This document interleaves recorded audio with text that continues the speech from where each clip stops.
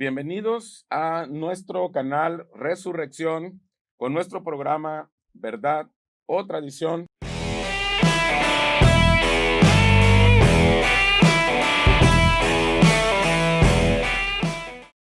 Desde Puerto Vallarta y estamos viendo la segunda parte de lo que es la iglesia. Sean todos bienvenidos, qué bueno que están con nosotros y damos la bienvenida también a nuestros amigos Felipe y Humberto. Ellos van a dar un saludo y un pequeño resumen de lo que estuvimos viendo la conferencia, la plática, el programa pasado. Hola, ¿qué tal? Muy buenas tardes a todos. Es un verdadero placer una vez más podernos encontrar aquí.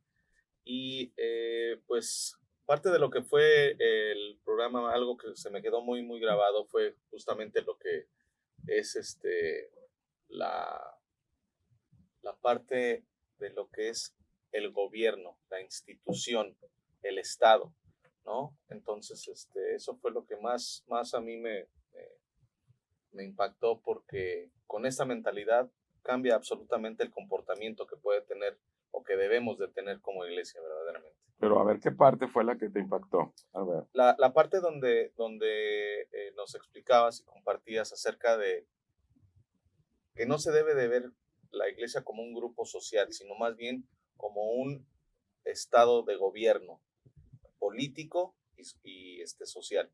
Entonces esa fue la parte que a mí más me llamó la atención, porque con esta mentalidad y esta visión, entonces uno actúa no solamente en la congregación o en el grupo con los hermanos, sino que la obra que nosotros podemos llegar a hacer, como la diseñó y la propuso Jesucristo, es a un nivel para poder abarcar más. Muy bien. ¿Qué tal? Pues un saludo a todos los que nos acompañan en este nuevo programa. La verdad es que el programa anterior fue muy interesante. Iniciamos el concepto de iglesia desde sus conceptos más simples. Vimos que, por ejemplo, iglesia no era un edificio, sino que era una asociación que se deriva de la palabra eclesia, que, significa asamblea. Y bueno, más adelante nos explicaste un poquito de cómo se forma un estado, que eran varias instituciones que se juntan con un propósito y que esa unión de instituciones forman el Estado. A mí lo que más me impactó fue ver el concepto de la connotación de iglesia en un concepto más alto, ¿no? De que es en relación al gobierno. No solamente es la asamblea de personas, sino que tiene que ver con gobierno. Algo que también me gustó fue que la palabra eclesia en su línea al hebreo era una palabra que significaba parlamento. Entonces creo que eso es muy interesante y creo que eso le da un sentido mucho más amplio a la palabra iglesia del que usamos, ¿no? Muy bien, pues haciendo un resumen, cuando los expertos del reino conquistador se reunían en una plaza del reino conquistado, o sea, expertos del reino conquistador con expertos del reino conquistado, llámese por expertos, economistas, maestros, médicos, ingenieros, arquitectos, pintores, etcétera, militares también, cuando se reunían con sus contrapartes del reino conquistado, esa reunión para poder establecer la cultura del reino conquistador sobre el reino conquistado es la palabra iglesia. Entonces, estuvimos viendo también que nosotros como individuos somos pequeños mini institutos, y cuando nos juntamos varios individuos, muchos individuos, formamos una institución. Y cuando se juntan varias instituciones, decíamos, en un solo propósito, en un solo destino, forman entonces un estado. Muy bien. Entonces, comentábamos que iglesia fue la palabra exacta que encontró Jesucristo para tratar asuntos de su gobierno de los cielos en la tierra. Ese es el verdadero sentido que le dio Jesucristo a la palabra o lo que es la iglesia. O sea, es un asunto de Estado. Muy bien, entonces, ¿qué es un Estado? Estado es un concepto político que se refiere a una forma de organización social, económica, política, soberana y coercitiva, formada por un conjunto de instituciones que tiene el poder de regular la vida nacional de un territorio determinado. Por ejemplo, México, los Estados Unidos mexicanos somos un estado, o sea, en el sentido de que somos muchas instituciones, o sea, muchos territorios, unos más grandes y otros más pequeños, que les llamamos estados, que nos hemos unido con un solo propósito. Entonces, la iglesia está diseñada para moverse y actuar como un estado. Quizás algunas personas que nos estén escuchando digan, a ver, Ernesto, pero ¿por qué estás metiéndote en un asunto de estado? Bueno, porque esa fue la palabra que escogió Jesucristo. Cuando Jesucristo habló de iglesia, él estaba hablando de una palabra que tenía que ver con un asunto de gobierno, con un asunto de establecer una cultura dentro de otra cultura, o sea, la cultura de los cielos en la tierra. O dicho de otra manera, como lo hemos estado viendo, la cultura de los cielos en la tierra es el reino de Dios. Y ese reino de Dios, meterlo en el reino de los hombres. Entonces, ¿por qué decíamos que la iglesia está diseñada para moverse y actuar como un estado? Porque tenemos el poder y el llamado de conquistar y regular el reino de los hombres. Simple y sencillamente por eso. O sea, los creyentes fuimos llamados para ser luz en el mundo, para ser sal en la tierra. Entonces, nosotros tenemos el poder y el llamado para conquistar y regular el reino de los hombres. Por eso tenemos que actuar como ¿qué? Como un estado. La iglesia debe de tener esa mentalidad de estado y a su vez tener la mentalidad de gente libre.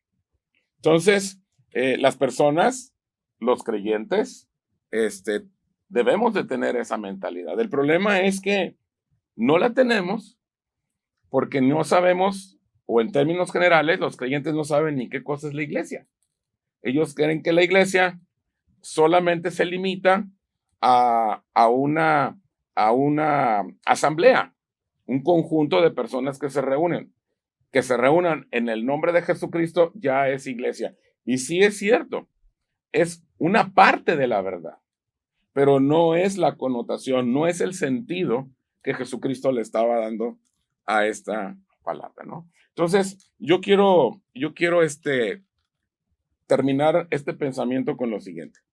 Debemos dejar de pensar en la iglesia como una religión. Debemos dejar de pensar en la iglesia como un club bíblico. Debemos dejar de pensar en la iglesia como un centro motivacional.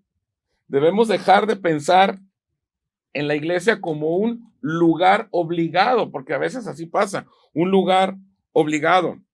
Y debemos de empezar a pensar en la iglesia como un lugar para discutir y acordar la manera de establecer la cultura de los cielos en la tierra. O sea, un pensamiento de embajadores. Por eso el apóstol Pablo nos habla de que nosotros somos embajadores del reino de los cielos en la tierra. Y es empezar a ver la iglesia como un estado. Fíjate que me gustaría añadir que también sería bueno dejar de limitar a la iglesia a lo que es el concepto de hoy día. Que con el concepto que hoy estás compartiendo, que se está tocando, que se vea ese mayor panorama para lo que el propósito que nosotros tenemos para poder desarrollar y poder establecer. Es decir, el reino conquistador, influir en el reino conquistado. Es decir, el reino de los cielos en esta tierra. Sí, o sea, ese es el punto clave, ¿no? Uh-huh. Cuando Jesucristo estaba hablando de la iglesia, él no estaba hablando... Que tampoco fue casualidad que haya usado ese término. No. Para nada. Él sabía perfectamente por qué lo estaba usando. El problema es que hemos usado la palabra iglesia como un tema netamente religioso. Uh-huh. Por eso, el cristianismo no es un asunto religioso. El cristianismo es un asunto de Estado. Es un asunto de establecer la cultura de los cielos en la tierra. Uh-huh. Es un asunto de ir y meternos al reino de los hombres. Porque hay muchos creyentes que se aíslan del reino de los hombres. Dicen, no, es que no nos vamos a meter con el mundo y con las cosas mundanas porque nos vamos a contaminar, ¿verdad? Pues ni que fuera COVID, ¿verdad? O sea, tenemos que ir al mundo, tenemos que meternos al mundo. ¿Por qué? Porque fuimos llamados ¿a qué? A ir al mundo. Este es un asunto de Estado, este es un asunto de reino. O sea, no podemos decir, a ver, pues todos los que somos cristianos y somos creyentes, vamos a comprar unas 20 hectáreas y vamos a hacer nuestra colonia, ¿verdad? De cristianos con nuestros hospitales y nuestras escuelas y nuestros centros comerciales para no contaminarnos. Para aislarnos. Aislarnos, ¿no? Como esas iglesias, ¿no? Que mantienen ese cierto hermetismo, ¿no? De que no permiten que gente externa de ese círculo entre, ¿no? O ellos salir, ¿no? Que mantienen siempre esa exclusividad o hermetismo, ¿no? Porque así fuimos enseñados. O sea, el concepto de iglesia hoy en día es, vamos a reunirnos para alabar a Dios, para oír la palabra, para dar los diezmos, para hacer guerra espiritual, para hacer intercesión, para que el pastor o el apóstol ponga sus manos, nos unjan, nos liberen. Es como llenar el tanque de gasolina y decir, ya me llené, nos vemos el próximo domingo, ¿verdad? Para volver a llenarme. O sea, nada que ver con el concepto, ¿no? Nada que ver. Es otra cosa totalmente diferente, ¿verdad? Muy bien. Entonces, sigo. La palabra griega eclesia fue usada por Jesucristo para describir el estatus de sus seguidores. O sea, cuando Roma oye de un tal Jesús y de unos discípulos y que llegan los judíos y dicen, se hace pasar por el Mesías, es un falso y todo eso, los romanos se preocupan tanto los romanos y le hacen tanto caso a los judíos. ¿Por qué? Porque Jesús estaba tocando temas de orden de gobierno, de orden político. Obviamente Jesús estaba hablando de un reino de los cielos que venía y que estaba en la tierra. Y por ende, creo yo que tenían más claro el concepto de iglesia los romanos que hoy día, porque ellos abarcaban como gobierno y establecían a los reinos conquistados, porque ellos se dedicaban a conquistar las tierras, ¿no? Lugares, naciones. Romanizaban. Entonces, cuando los romanos escuchan a Jesucristo, dicen, a ver, o lo paramos porque si no, él va a abarcar y todo lo que está empezando a hacer ahorita y lo transmite y lo entienden, pues entonces nos vamos a quedar chicos. ¿Sí? Y eso se ha continuado. Desafortunadamente fue limitado hasta el día de hoy, lo cual, y eso es lo que yo ahorita veo, ¿no? Que la iglesia, la que hoy se llama iglesia, se ha limitado a un edificio. no hay más, pocos salen y abarcan, pero la verdad es que nada más es tristemente lo voy a decir, es el club social, el club de la iglesia en donde platicas, donde te ungen, donde te hace sentir bien todo lo que decías, y no hay ningún genuino y verdadero impacto como el que quería Jesucristo que hubiese. Sí, los romanos estaban alarmados. Ellos estaban alarmados y muchos judíos querían un estado que derrocara a los romanos.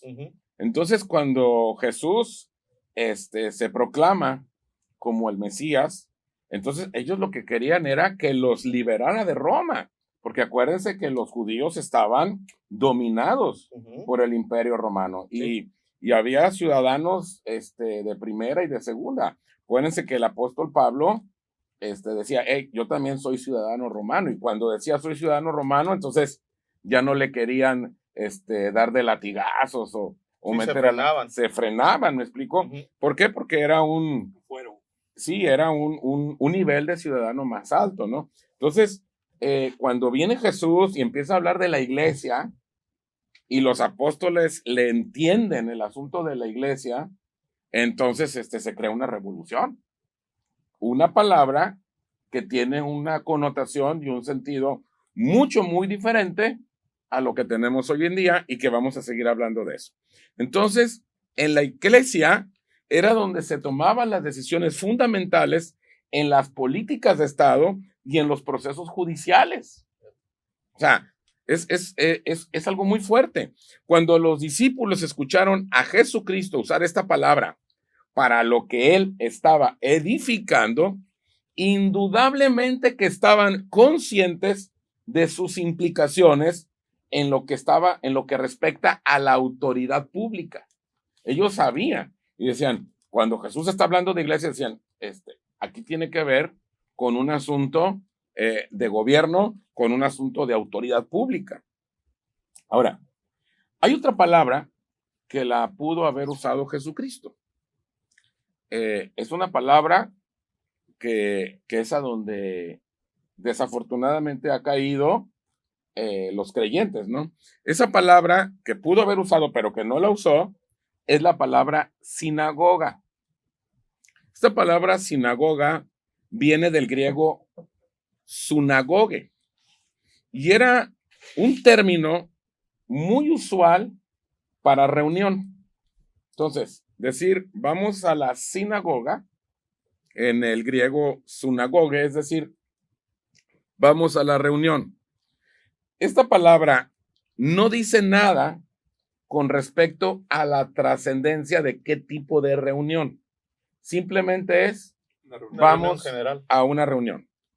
Esta palabra sinagoga, del griego sunagoge, también se usa una traducción del vocablo manada, como una manada de ganado, donde no hay obviamente ningún tipo de implicación política que le pueda ser atribuido a la reunión de sinagoga.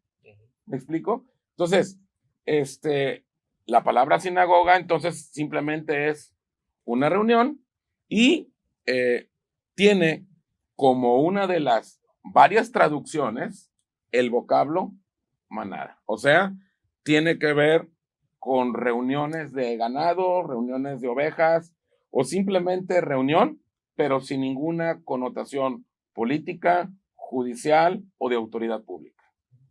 Es una palabra simple y sencillamente que se usaba por parte de los judíos. Vamos a la sinagoga, o sea, a la reunión. ¿Qué hacían en la reunión? Leían la palabra, cantaban, recogían sus ofrendas o presentaban sus ofrendas, y se acabó. Entonces, en lugar de la palabra sinagoga, Jesucristo escogió una palabra muy rica en connotaciones políticas. La iglesia, en la práctica, se ha limitado a un lugar donde se asiste una vez a la semana. La mayoría los domingos hay otro sector que dice, no, es que es el sábado, ¿verdad? Y hemos cambiado el concepto original de iglesia por un concepto de congregación.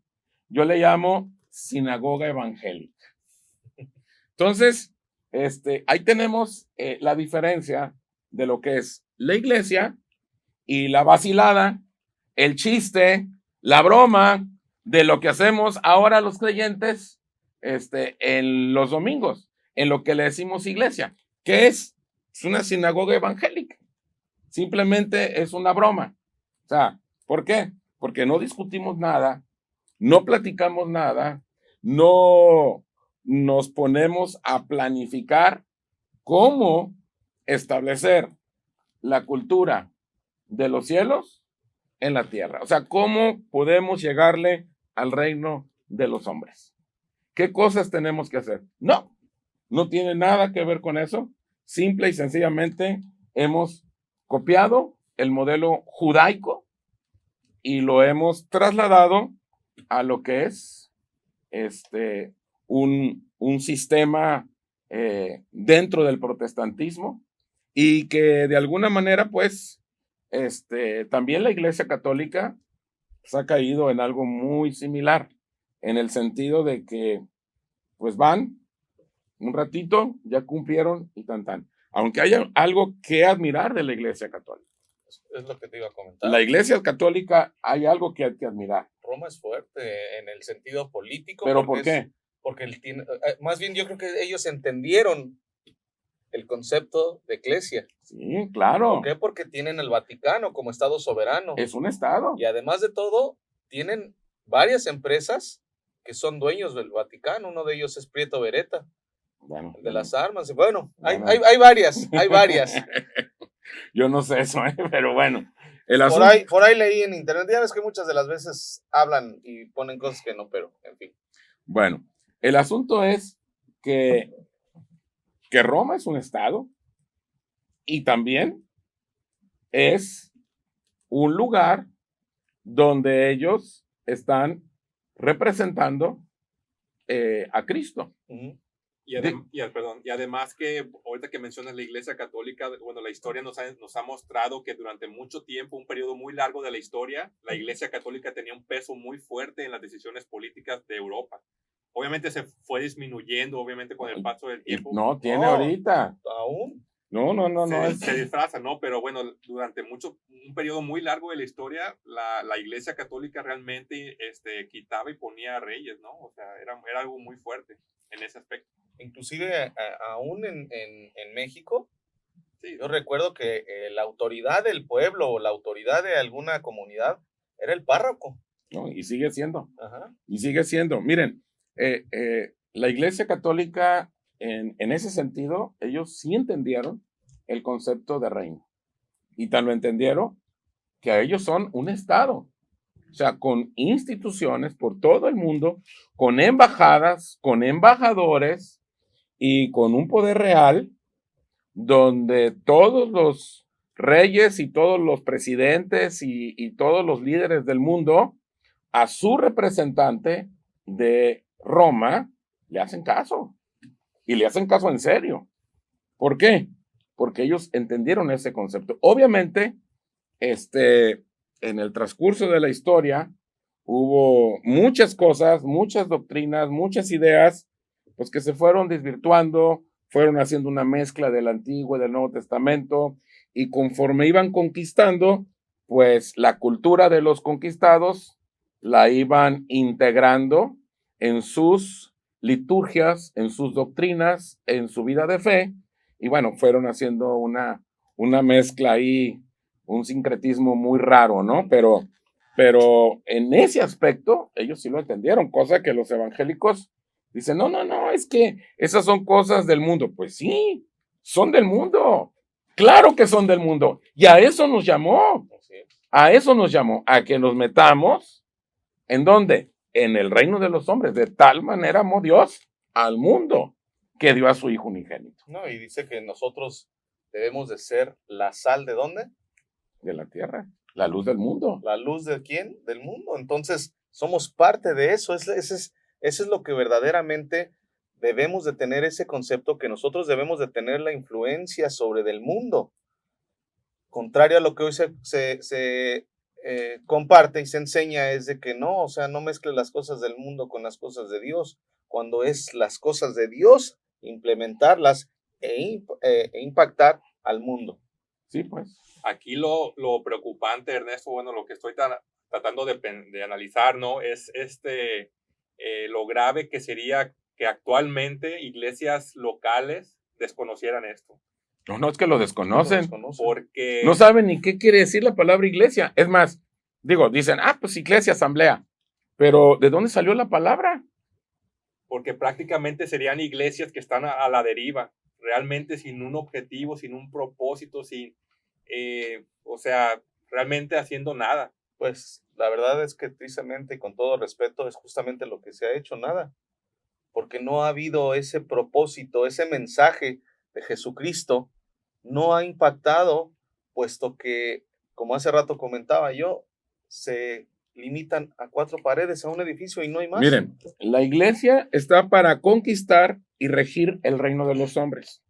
Pero el concepto de congregación, o sea, sinagoga evangélica, está solamente para suplir las necesidades de los hermanitos.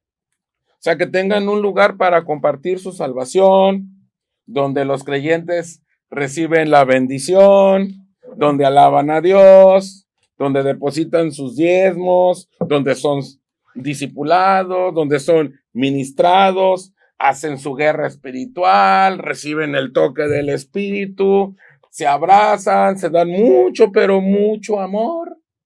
¿Pero qué pasa? Nada. ¿Por qué?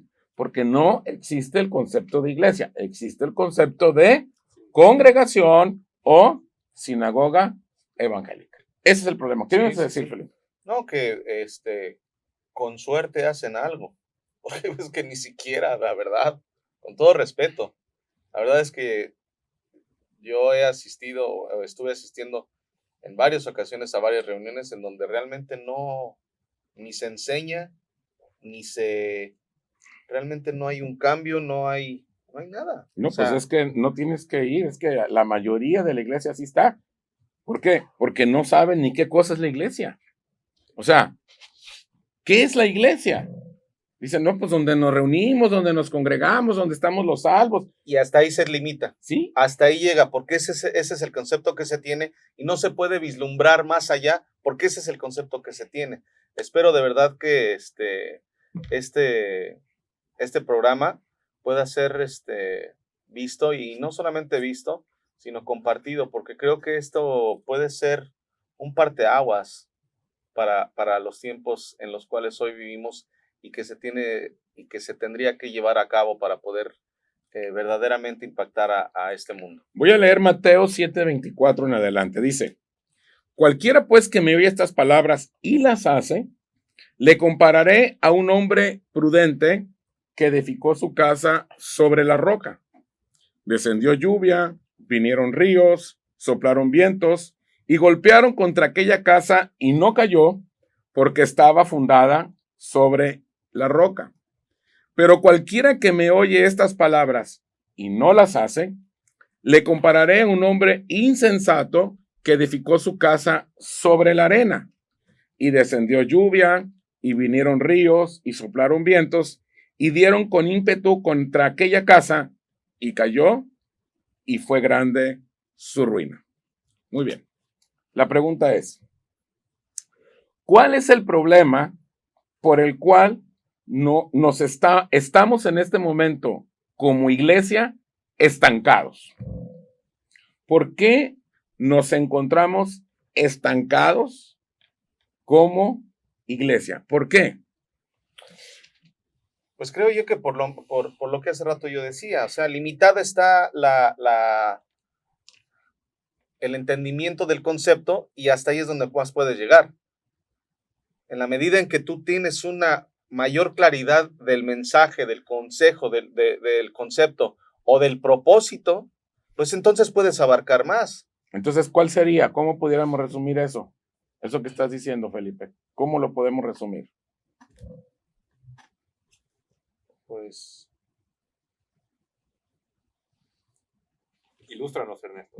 Ilústranos. No, pues es que lo están diciendo bien, pero es muy fácil, ¿no? ¿Cómo se llama nuestro programa?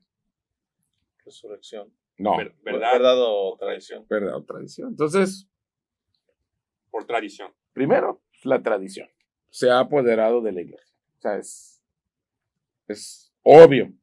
Hay una tradición y ¿por qué se hace así? Pues porque así se hace. ¿Pero por qué? Pues cuando los gringos evangelizaron México, ¿verdad? Nos enseñaron que pues que hay que cantar estos himnos y que luego viene la predicación y que en determinado momento se recoge la ofrenda y que igual los católicos. ¿Y por qué hacen lo que hacen los católicos? Porque cuando nos conquistaron los españoles, nos enseñaron que así, así y así. Y así es la liturgia. ¿Pero por qué? Pues sabe. Porque así es. El famoso hábito hecho costumbre, ¿no? Claro. Bueno, esa es la primera. La segunda, porque nos hemos conformado con lo que tenemos. O sea, pues estamos bien. Mira, la gente le gusta ser manipulada por los pastores, por los sacerdotes, por los apóstoles. Se sienten a gusto, van y les dicen lo que les tienen que decir, y ponen sus manos, les ponen aceite, les predican lo que quieren, hacen lo que quieren y la gente está bien contenta. Entonces, la gente de alguna manera se ha conformado. Igual, esto pasa en los evangélicos y lo mismo pasa con los católicos. La gente está conforme y dice, no, pues es que así estoy bien, mira, a gusto, mira, siempre ha sido así. ¿Por qué tendría que ser diferente, no? Y lo tercero, porque no tenemos un modelo correcto que imitemos. No existe un modelo correcto. O sea, hay un despertar en todo el mundo en estos años donde muchas personas estamos cayendo en cuenta, nos está haciendo clic, que ya las cosas no pueden continuar así. Entonces, estamos descubriendo y experimentando un modelo a seguir. ¿Por qué? Porque el modelo fue los primeros años del cristianismo. ¿Y qué fue lo que pasó? Bueno, cuando Constantino, el emperador de Roma, ya por el año 300 y cacho, dijo, Roma adopta ahora al cristianismo como la religión oficial de Roma. ¿Qué fue lo que hicieron? Pues los templos de los dioses que tenían, los sustituyeron por el cristianismo, y la gente que estaba aprendiendo y entendiendo lo que era la iglesia, la metieron en 4 paredes y desde el 300 y cacho para acá Ha seguido igual. han seguido así las cosas, ¿no? Entonces, no hay un modelo a seguir. Entonces, la gente tiene sus tradiciones, la gente se conforma con lo que tiene y aparte no hay un modelo a seguir. Eso es lo que está pasando. Esa es nuestra tragedia, por así decirlo, ¿no? Entonces, sin embargo, aquí Jesucristo nos habla de 2 modelos de construcción. Son 2 modelos de construcción bien interesantes, ¿no? Nosotros vivimos aquí en Puerto Vallarta y yo creo que una de las cosas que nos hemos dado cuenta es que por muy cerca que quieran estar las grandes construcciones hoteleras, turísticas, tienen que respetar el espacio que hay donde ellos van a edificar. No pueden edificar en la arena. Por muy cerquitas del mar que quieran estar, por muy pegadito al agua, tienen que buscar siempre la roca, la tierra firme. Tienen que buscar un lugar para que sus cimientos puedan quedarse. Entonces, de eso nos habló Jesús, el modelo roca y el modelo arena. Entonces, vamos a platicar brevemente sobre el modelo roca y el modelo arena. Bueno, el modelo roca prevalece sobre las adversidades, ¿verdad? Cualquier tipo de adversidad. Dice que vinieron lluvias, vinieron ríos, vinieron vientos. Por ejemplo, hay un doctor, le mando un saludo al doctor Zamorano. Saludos, doctor. Él es un doctor en cálculo estructural. Es una persona que se la ha pasado estudiando sobre cálculo estructural. Él ha hecho muchos cálculos. Aquí en Puerto Vallarta, cuando un edificio hotelero o de cualquier índole importante se cuartea por algún movimiento telúrico, sísmico, etcétera, le hablan al doctor. Y el doctor hace su estudio y dice, este edificio se puede arreglar o este edificio hay que derrumbarlo. ¿Sí? ¿Por qué? Porque él sabe perfectamente cómo tienen que estar los cimientos. Entonces, todos los edificios tienen que estar diseñados por este tipo de personajes como el doctor Zamorano. ¿Para qué? Para prevalecer contra las adversidades. Los vientos. Yo he platicado con él de los vientos y empieza el doctor, no, es que cuando viene el viento y entonces, y te da una explicación padrísima que tú te quedas así. Digo, hay muchas cosas que no le entiendes, pero dices, ay, caray, ¿no? Sí, te apantalla el señor, porque pues, es un doctor en cálculo, ¿verdad? Y él habla de eso, de las adversidades de los edificios. El modelo arena no prevalece contra las adversidades. Son las clásicas cabañitas, ¿verdad? Que a veces se hacen los tejabanes, ¿verdad? A la orilla del mar y de repente llega la colita de un huracán, ¿verdad? Y adiós. Se va todo porque no aguantan. ¿Por qué? Porque su fundamento es en la arena, es un modelo arena.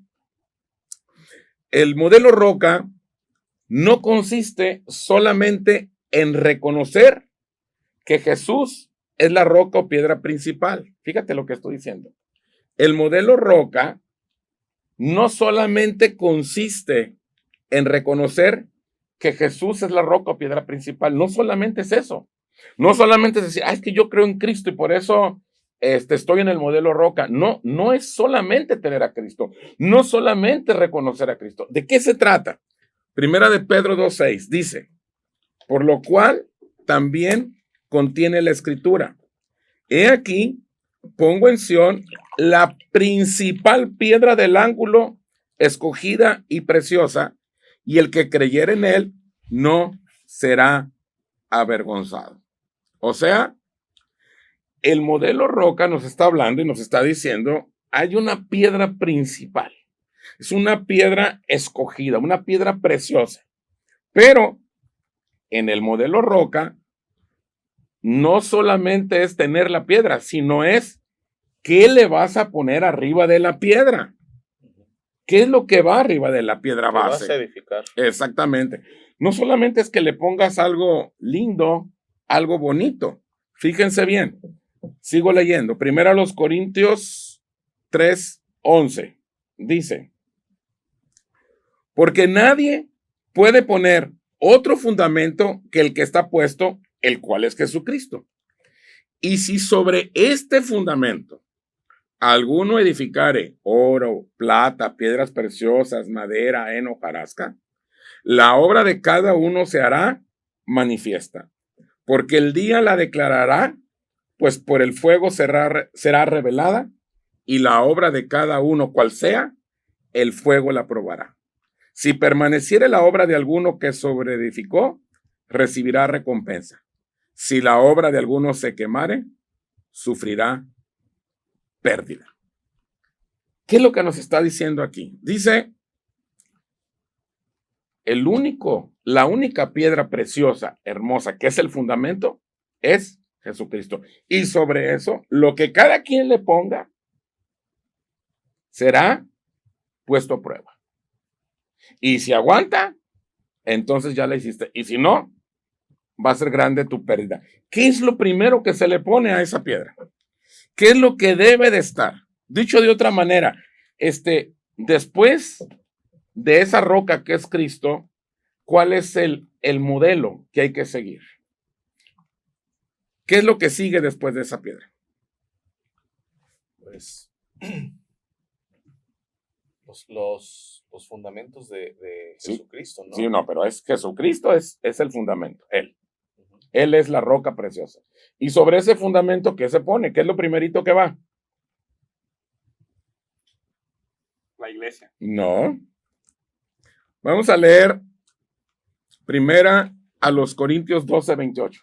¿Sale? Dice, y a unos puso Dios en la iglesia, primeramente apóstoles, luego profetas, lo tercero maestros, luego los que hacen milagros, después los que sanan, los que ayudan, los que administran, los que tienen don de lenguas. Efesios 2:20 dice, edificados sobre el fundamento de los apóstoles y profetas, siendo la principal piedra del ángulo Jesucristo mismo. Y Efesios 4:11 dice, y él mismo constituyó a unos apóstoles, a otros profetas, a otros evangelistas, a otros pastores y maestros. Entonces, después de esa piedra, ¿qué es lo primero que se pone? ¿Qué fundamento es el que sigue? El apostolado. El fundamento apostólico. Del apóstol vamos a hablar en el siguiente programa. Vamos a ver lo que es un apóstol, no las vaciladas que nos platican algunas gentes. No, es que va a venir mi apóstol y la verdad no sabe ni qué es el apóstol. Pero ese es otro tema en otros programas. Ahorita estamos en la iglesia. Entonces, hay dos modelos, el modelo roca y el modelo arena. Tú puedes tener a Cristo y dices tú, este es mi cimiento. Pero si tú no pones sobre ese cimiento el material correcto, tu pérdida va a ser grande.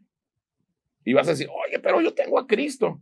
¿Por qué se me está cayendo el negocio? ¿Por qué no prospera esto? ¿Por qué no me surge esto también? No me salen bien las cosas. No me salen bien las cosas. ¿Por qué? Muy fácil. Por las cosas que estás poniendo sobre ellas. Exactamente. Tú puedes creer en Cristo. Pero si tú no estás poniendo sobre Cristo el fundamento apostólico, no la vas a hacer. Porque la prueba va a llegar. De que llega, llega. De que llega, llega.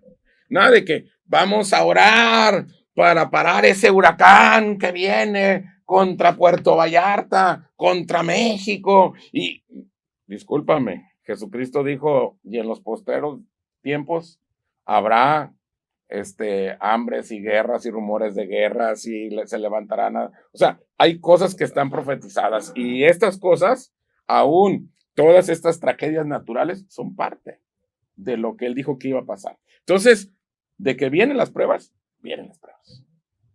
Definitivamente. 5 minutos para despedirnos, mis estimados. Ya estamos acabando el programa. Entonces, faltan muchas cosas todavía. Sé que todavía tenemos mucho que aprender, pero ahí la llevamos. Ya la gente está aprendiendo un poquito lo que es la iglesia y lo que es la sinagoga evangélica. Esa sinagoga evangélica no es más que edificar sobre la arena o incluso ponerle a la roca de tu cosecha, ¿verdad? De hecho, yo estaba, estaba pensando eso. Tu grava y tu arena. Eso es lo que yo estaba pensando, porque lo que hoy hemos compartido, pues prácticamente lo que hoy está haciendo la iglesia, la llamada iglesia, es poner arena sobre la roca. Las sinagogas evangélicas. Eso es lo que se está haciendo realmente, porque por eso es que no hay avance, por eso es de que las cosas no se dan y se encuentra en la posición que se encuentra, ¿no? Todo este tipo de personas que siguen en esas sinagogas, ¿no?